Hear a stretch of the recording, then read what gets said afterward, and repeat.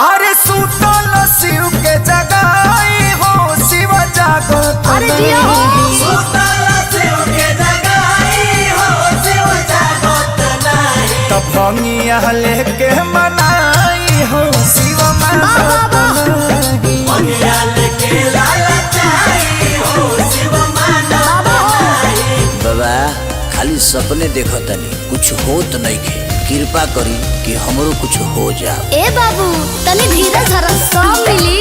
तुहे तो नहीं खे धरत रे। बाबा से कह मांगे आए बारा हीरो, अभिले हमरा नजर में बारा जीरो। आए बनी भोला बाबा के पेटीएम नंबर देबे। अच्छा बाबा से कह मांगे आए बारा हीरो, अभिले हमरा नजर में बारा जीरो। ए बाबू तो बुढ़ो बुझी कोई परेशानी न बाबा। आज हम तोरा तपस्या से परेशान हो गइल बानी, बोल तोरा के का दे दी। बाबा हमरा और कुछ ना चाहिए, बस 2 वक्त के रोटी दे दी, जौना के रोज हम ताज होटल में जाके दम भर खाए। ना मन बे मार देव डमरुआ से कपड़ा फाटी जाई। किसिया गनी का अरे सुतल में देखनी हो राती के सपना बन गइल बानी अंबानी बाबा। सुतल में देखले हो तोहरे सपना बन गइल बानी अंबानी बाबा।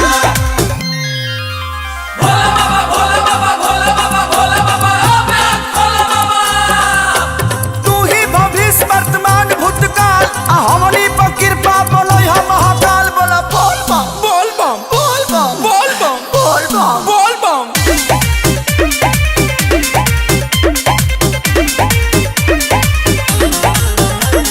जानू अभी लइका बड़ा लइका के बाबू मुझे, सोना के दरद बाबा रोड बाबू मुझे। देख ली बाबा ये हमर दुख समझत या रहुए ना कि समझत समझी ना। पानी बेचारा अब सहारा बनिए बाबा, बहुत नदिया के धारा बनिए बाबा। देख ली कि ना फुकाए दी है कर लदानी रे बाबा। बाबा बोलब जो बाबा भी ना दे सकिले तो एकरो एगो छोट चीज हमरा के दे दी। बोल बोल का चाही। एगो हवाई जहाज दे दी कि हम छापरा से सेंड होखी तो जाके पटना में लैंड हो जाए। है त्रिशूलवा से 2 हुरा दे देमनु तो मैं एंटरटेन भुला जीबे। ए भोला से तेरा राजनीति बतियाइबे। सॉरी बाबा सॉरी। सुतल में देखनी हो राती के सपना बन गइल बानी अंबानी बाबा। सुतल में देखले हो तोहरे सपना बन गइल बानी अंबानी बाबा।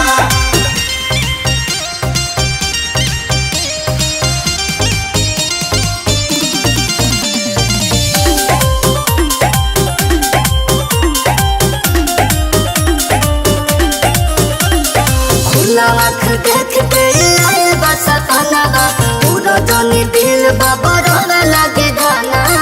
देखी रे भाई मान गइल रहुए मान जाई ना। अरे गांजा भांग लाइल बानी रउआ के चढ़ाई, जवने बुझाता दे दिले के हम जाई। तू सोचा तनी का तखे सारे लखिलेश के बात माने रे बाबा। पंकजों को विचार करी। बाबा। आप चुप रहिए, हम बोलेंगे। बोल। ए बाबा सफाई राउर खत्म भक्त भेटाइल बा, जौन बुझाता तौन दे के खदेरिए के। ले आशीर्वाद जौन मंगले बड़े सब मिली, मेहनत जारी रख। लव यू बाबा। एक बार और गा दी का। सुतल में देखनी हो राती के सपना बन गइल बानी अंबानी रे बाबा। सुतल में देखले हो तोहरे सपना बन गइल बानी अंबानी रे बाबा। मन तो करता कि तीसरा आँख खोल दी। ना बाबा ये एहसान कबो मत करब।